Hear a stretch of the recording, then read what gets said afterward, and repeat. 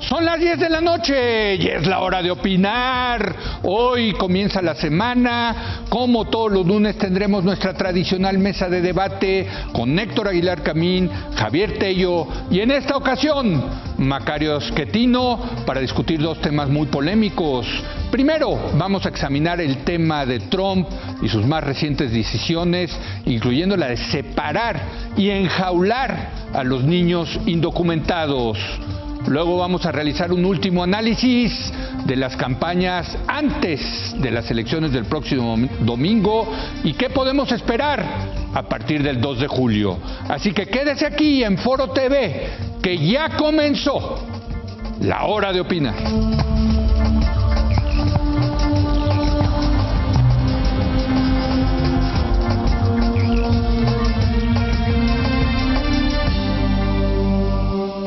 Bueno, muy buenas noches. Aquí ya empezó la discusión con Héctor Aguilar Camín. Muy buenas noches. ¿Cómo estás, Leo? Javier Tello, Leo, muy buenas noches. Y en esta ocasión nos acompaña nuestro amigo muy querido, el gran Macario Schettino. Gracias, Macario, Leo. Gracias. ¿Cómo estás? Muy buenas noches. Muy buenas noches. Bueno, hoy vamos a comenzar discutiendo las recientes polémicas y yo diría que fascistas decisiones del presidente de Estados Unidos, Donald Trump. Como usted sabe, la semana pasada se desató una ola de repudio mundial nacional en Estados Unidos y en otros países por la decisión de Trump de separar a niños migrantes de sus padres. La indignación fue mayúscula cuando se reveló que los menores son retenidos en condiciones infrahumanas, en jaulas, en los centros para inmigrantes de Texas, en donde además son objetos de malos tratos. Legisladores demócratas calificaron de bárbaras e indignantes las condiciones en las que los niños migrantes fueron detenidos como fruto de la política de cero tolerancia de Donald Trump.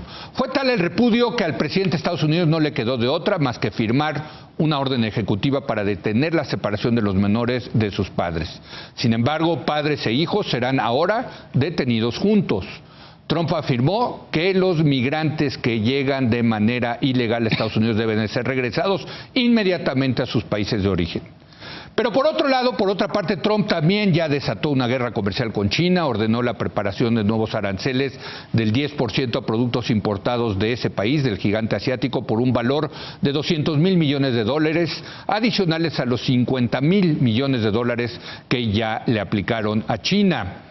El gigante asiático ha dicho que responderá en la misma proporción si Estados Unidos cumple su amenaza. En fin, se trata por un lado de políticas fascistas y por el otro de medidas proteccionistas por parte de la administración de Trump. Para que vean, pues que los candidatos populistas sí cumplen con sus promesas de campaña, ¿o no, Javier? Este sin duda está cumpliendo con sus promesas de campaña. Escogiste un tema porque quieres traerlo a México, que creo que no es lo que hay que hacer.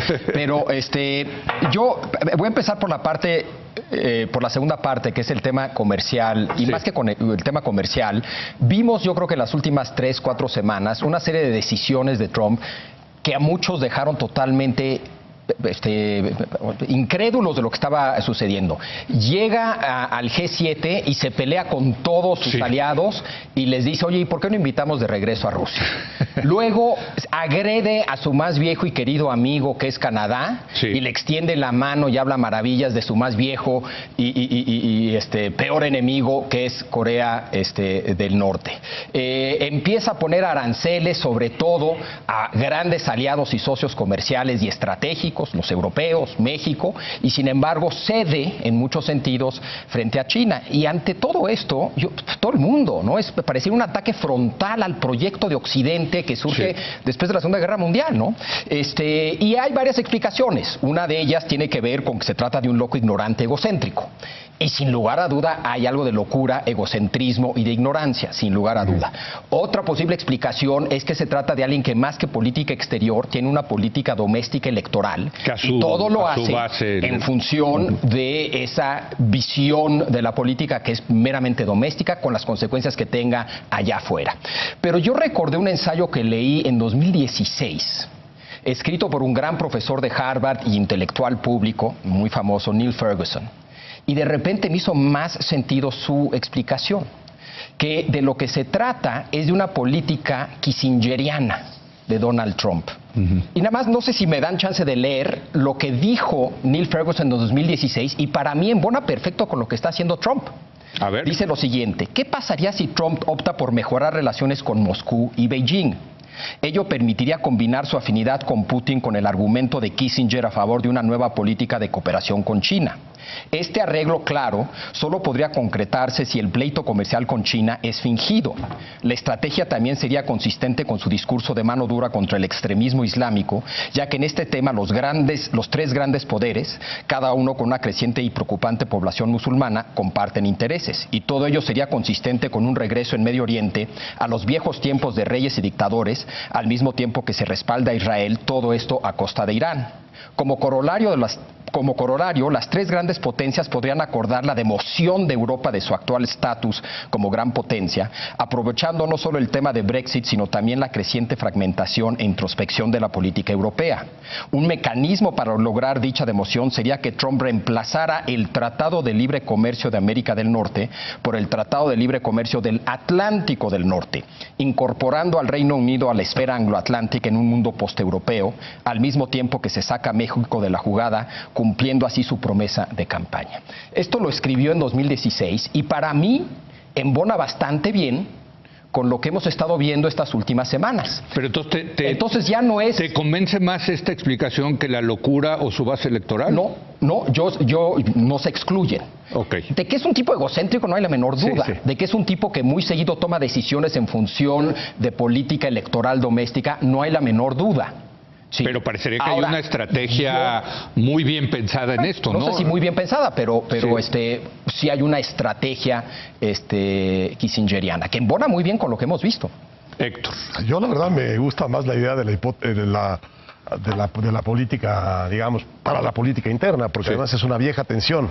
Es una vieja tensión de Estados Unidos, ¿no? El ser a la vez un imperio y una república. Entonces el Congreso de Estados Unidos decide sobre las cuestiones políticas del día con día, cuestiones importantísimas de la política exterior americana. Es el dilema que planteó Raymond Aron en la República Imperial. Y yo creo que estamos viendo una lección de la República Imperial, en donde la República está en manos de un político cuya idea de la política es absolutamente local y puesta específicamente en el 40% al que él le sabe hablar. Esta cosa de Ferguson me parece de una inteligencia increíble y sobre todo de una previsión estratégica que es típica de la construcción de un intelectual. Típica de un intelectual que dice, miren, todo cabe, no, todo embona. No, las cosas nunca embonan. Nunca embonan. Siempre salen chuecas. Entonces, pues está bien como una hipótesis muy acabada, es perfecta, ¿no? Escrita en 2016. Sí, es perfecta, pues, es perfecta. Por tanto, es seguramente falsa. Me parece mucho más serio el tema de la política de este señor de cara a su electorado, jugando hacia afuera las promesas que ha hecho para cumplir hacia adentro la adhesión de sus electores. Es una cosa que tú has dicho aquí 20 veces, no estoy inventando nada ni añadiendo nada. Quiero decir, me parece más fuerte esa explicación, por cierto, que la explicación de que es solo un loco. Porque eso, en su locura sí hay un método, ¿no? Como en Hamlet, es decir, hay un método de su locura y tiene que ver, yo creo, con esta ambición, con esta estrategia de política local, pues para ganar las elecciones de noviembre y para reelegirse y para quedarse ahí el mayor tiempo posible. Y para sostener esta segunda hipótesis de que es política local, está más fuerte que nunca en su electorado, ¿eh? Más fuerte que nunca, en este momento. Una breve acotación. Curiosamente, Neil Ferguson toma el tema de Roma una y otra vez también en lo que ha escrito desde que empezó a escribir de Trump. Y precisamente su constante analogía es con la transición de la Roma republicana a la Roma imperial. Esa es la tragedia. Pero no ve, o sea, él claramente, porque ha escrito ambas cosas, no ve necesariamente una tensión entre esas dos historias. Precisamente lo que... Bueno, se acabó la República. Por eso, y lo que permite transitar a una Roma imperial es la adopción de una política de realpolitik. Pero con el imperio.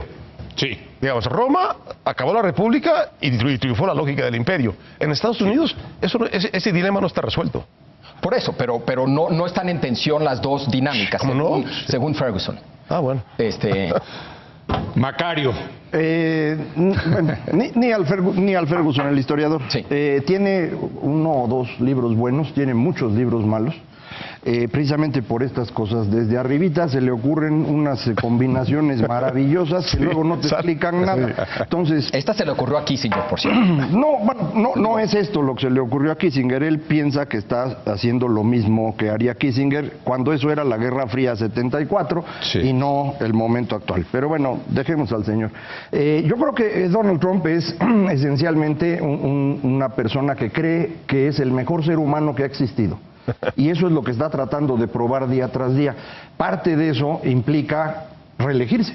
Sí. Por obligación, porque Sí, un sí. presidente en Estados Unidos que no se reelige es un fracaso, él no quiere ser un fracaso, esto le obliga a ganar elecciones y entonces sí creo yo que sus decisiones van orientadas a política interna, precisamente para poderse mostrar como el maravilloso ser humano que es, pero también en otros ámbitos. Lo de Corea del Norte yo sí creo francamente que lo estaba pensando como el paso directo al Premio Nobel de la Paz, Sí, sí, que es indispensable para decir yo soy mejor que Obama, que Sí. es uno de sus objetivos. Entonces creo que así es como toma sus decisiones y en esa lógica es como podría, por ejemplo, acabar con el Tratado de Libre Comercio.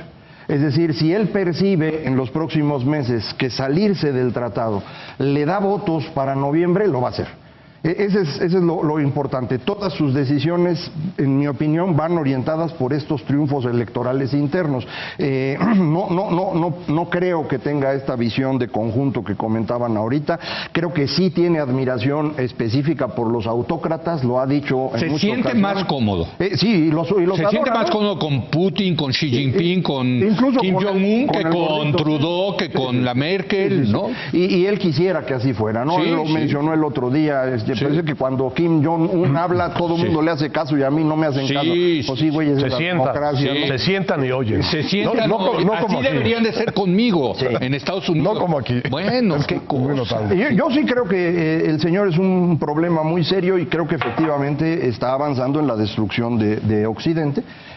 Yo sé que muchas personas no lo perciben así. Yo creo que Sí. Roma, y esto no es una comparación muy adecuada, yo sigo pensando que esto se parece más a los años 20 y 30 del siglo pasado que a cualquier otro momento de la historia, porque precisamente estamos entrando en un proceso de destrucción de la racionalidad que es propia de la construcción de estos sistemas totalitarios. Ahora, sea Roma, sea los 2030, yo quisiera entrar al tema de los niños enjaulados, porque niños enjaulados en Estados Unidos, Héctor, pues sí, difícil de imaginarlo hace 20, 30 años. Desde luego que ha habido grandes abusos a los derechos humanos en Estados Unidos históricamente, yo no los quiero minimizar, pero Estados Unidos ha sido un faro, digamos, de la democracia liberal contemporánea, ¿no?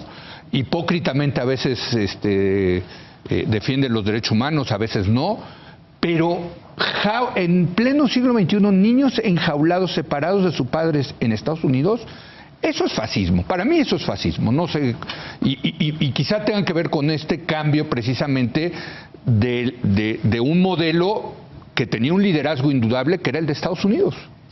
Mira, el episodio este de los niños separados y de sus condiciones de reclusión es como el episodio más alto que hemos tenido como ejemplo del sufrimiento que Trump, con Sí. su política antimigratoria, puede infligirle particularmente a México y a los países de Centroamérica.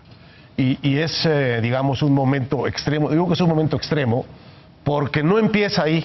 No empieza ahí. Él simplemente lo lleva a un extremo delirante al determinar que todos los que entren ilegalmente cometen un delito federal y por tanto tienen que ir a una prisión federal y por tanto si los detienen con sus hijos, los hijos no pueden entrar a la prisión federal y tienen que separarlos. ¿Qué es lo que había antes? Lo que él regresa a hacer ahora. Los reúnes, se los detienes juntos, no los pones en una prisión federal, los pones en unas facilities o en unas instalaciones que, por cierto, no tienen. Tampoco son... Están pensando, bueno, habilitan galerones vacíos de Walmart, habilitan lo que se puede, tampoco es que sean instalaciones ad hoc para cumplir esa tarea. Y entonces los tienes ahí. El problema es que no los puedes tener ahí, por ley, más que 20 días. Así es. y no puedes proceder con ellos si no hay un juicio. Tú los detienes porque cometieron una infracción, los tienes que llevar a un juicio y el juez decide si lo deportan o no lo deportan, si hay atenuantes. Y esos juicios han empezado a volverse muy complicados en Estados Unidos porque se van acumulando a un ritmo que es prácticamente imposible resolverlos. En este momento hay 700,000 juicios pendientes migratorios de este tipo. En 1995, creo, había 225,000. En abril de este año detuvieron a 8,000 personas que deben estar sujetas a juicio. De manera que lo que estás viendo es la saturación absoluta del sistema de procuración de justicia americano respecto de la migración ilegal. ¿Cuál es la propuesta de Trump ayer? En el tuit. Suspender el debido proceso y correrlos de antemano. Bueno, eso sí ya es, digamos, un intento de asalto directo a previsiones constitucionales fundamentales de la sociedad americana. ¿Exagero al decir que es fascismo? Es decir, exagero al decir que es fascismo. Mira, bueno, yo cuando oigo fascismo seriamente, yo lo que oigo es Mussolini, y para mí un componente fundamental del fascismo es una cierta militarización de la sociedad. Y en ese sentido creo que usamos muy laxamente, ¿no?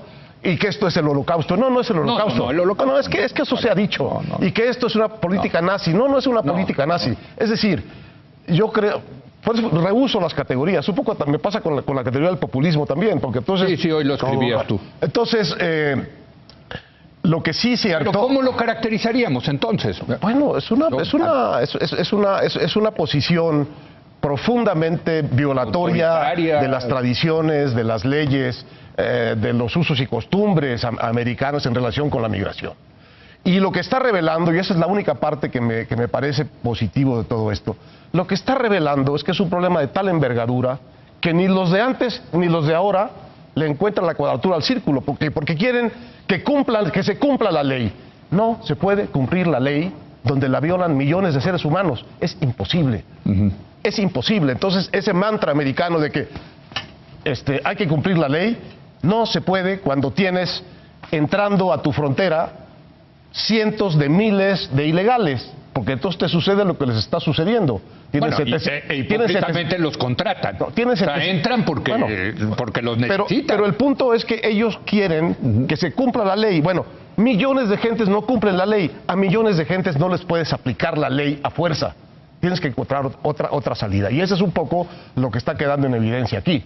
Ni Obama pudo, ni Clinton pudo, ni Bush pudo, ni pero como es un energúmeno, se le ocurrió la peor de las cosas, que es separar a las familias y entrar a este escándalo, que por cierto es su primera derrota política seria.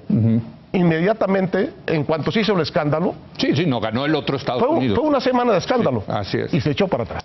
Sí. ¿Cómo lo caracterizaríamos? Yo no comparto aquí muchísimas cosas. Creo que fascismo no es la palabra correcta. Si tuviera que escoger una palabra y solo una palabra, yo hablaría de nativismo, que sí es algo que tiene fuertes raíces, importantes raíces en Estados Unidos. De acuerdo. El maltrato a este extremo del migrante lo vemos en muchos otros países, en México incluso. Entonces, tampoco diría que en México... lo caracterizaría como fascismo. La explicación es incluso una muy distinta a la explicación que yo tendría para Estados Unidos, que sería algo que tiene que ver con nativismo. En el caso mexicano son otras cosas. Ni fascismo ni nativismo, es una tercera cosa. Yo lo que sí creo es, si tuviera que explicar esta decisión, y no lo veo del todo como una derrota, y ahorita argumento por qué. Primero, es una estrategia respecto a un tema migratorio. Es decir, hay una oleada desde enero de migrantes centroamericanos, y Estados Unidos tiene que tener alguna estrategia frente a esta ola de migrantes. Obama la tuvo en 2014 y su estrategia fue: pídele a México que los detenga en México. Y le funcionó. Eso no está accesible para... Bueno, más o menos les funcionó. Eso no está del todo accesible para Trump. Entonces, la estrategia, que por cierto inicialmente vino de Kelly, el actual jefe de gabinete de Trump, era: les vamos a quitar a sus hijos, los vamos a separar de los niños, como algo disuasivo. Cruel, espantoso, de eso no tengo la menor duda. Pero la estrategia fue, en parte esa: vamos a disuadir al migrante transmitiéndoles el mensaje de que llegan y les quitamos a sus niños. Sí, por un lado. Por el otro lado, tiene una lógica político-electoral.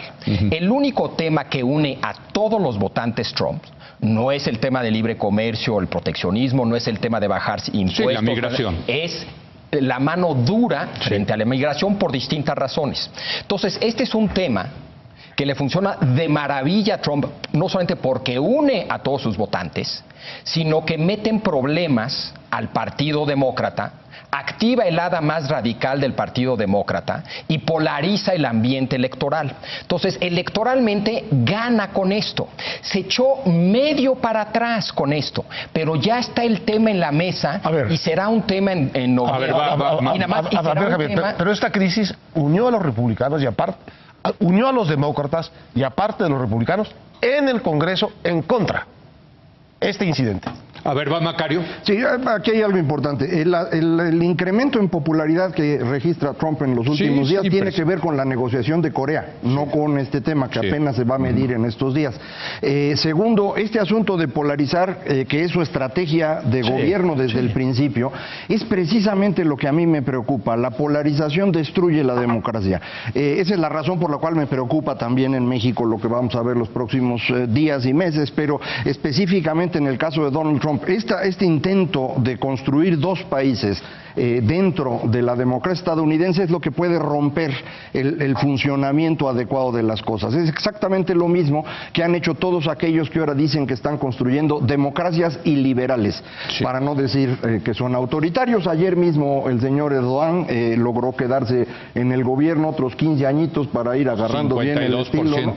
Entonces, creo que ese es el fenómeno que estamos viendo. Yo creo que no hay que menospreciar eso. Sí hay un cambio de época, que es muy importante entenderlo, porque de otra manera, pues vemos a todos como si fueran unos loquitos que de pronto llegaron al poder. No, este es un fenómeno que está ocurriendo en todo el mundo y que va a destruir el mundo que conocimos. Entonces, pues hay que empezar a prepararse y estudiar eso, ¿no? ¿Qué categoría le pondrías a lo que está ocurriendo? No sé si le tiene uno que poner un nombre. Todo el mundo le dice populismo ahora. Bueno, es que tú decías 2030, pues los 2030 sí acabaron en el fascismo. En ese entonces acabaron en el fascismo. Sí. No sé y el fascismo tenía esta parte, este componente nacionalista, de movilización, o sea, hemos visto también los estos que se creen la superioridad blanca movilizándose en Estados Unidos. Hay una gran diferencia con aquella época. Aquella época tú construías una idea común a nivel nacional con los medios masivos, que justo estaban arrancando. Mussolini se hace quien es por la radio. Hitler logra hacerse quien es por Leni Riefenstahl. ¿Qué es lo que tenemos hoy? Un sistema de comunicación totalmente distinto, que lo que está haciendo es generar una multitud de grupos aislados. Esta política identitaria al final es lo que va a empezar a explicar las cosas. Esto por eso dice, solo la mano dura contra la migración une a las bases de Trump. ¿Por qué? Porque son un montón de islitas separadas que tienen ideas distintas. Es el mínimo común denominador de estas es la mano dura contra la migración. Lo mismo está ocurriendo en todo el centro de Europa. Es decir, en la mitad oriental de Alemania, en Austria, en Italia, tú ya tienes esto como la unificación. Está peor, ¿no? Hungría, Polonia, todo para allá. Pero ya incluso a la mitad de Europa tienes este mínimo común denominador, que es nosotros contra ellos, aunque nosotros no sepamos exactamente quiénes somos, porque están los hombres blancos privilegiados, las mujeres, las personas con preferencias sexuales distintas, etcétera. Esa parte es la que no sabemos cómo se va a acomodar. No tenemos un mecanismo para poder entender eso. Bueno, un último comentario. A mí me parece terrible. Jaulas con niños enjaulados en Estados Unidos. Bueno. Acuérdate que cuando la Segunda Guerra Mundial construyeron campos de concentración para japoneses y fue algo similar. Entonces, no es la primera vez, nada más que ahora sí hay fotos. Aquí no, pero aquí son niños. Sí, en aquella ocasión separaron niños, separaron niños. Eran solo también. adultos, ok. Bueno, no, bueno. Hay una larga historia de nativismo en Estados Unidos que tiene más de 200 años. Esto embona dentro de esa larga historia. Nunca había estado en la Casa Blanca, había sido algo minoritario y regional, y de repente está en la Casa Blanca. Pues eso es una enorme diferencia. Yo sí veo enormes diferencias también frente a los 2030, entre otras el crecimiento económico. Hoy Estados Unidos le está yendo bien económicamente. Espérate, para eso empezó la guerra comercial, mano. O sea, con esa guerra comercial no le puede seguir yendo bien. Ya se va Harley Davidson de Estados Unidos. Esto arranca en una crisis económica, no en Europa no arranca todos los problemas en el boom económico. Bueno, al revés, después de la crisis. En este contexto de la complicadísima relación de México con Estados Unidos y un mundo que se está moviendo hacia algo que todavía creo que no acabamos de ver con toda claridad, tenemos nuestros últimos días de la campaña presidencial y vamos a salir a votar el próximo domingo, así que hago una breve pausa y nos vamos a la último análisis en la mesa de los lunes sobre las campañas electorales aquí en México.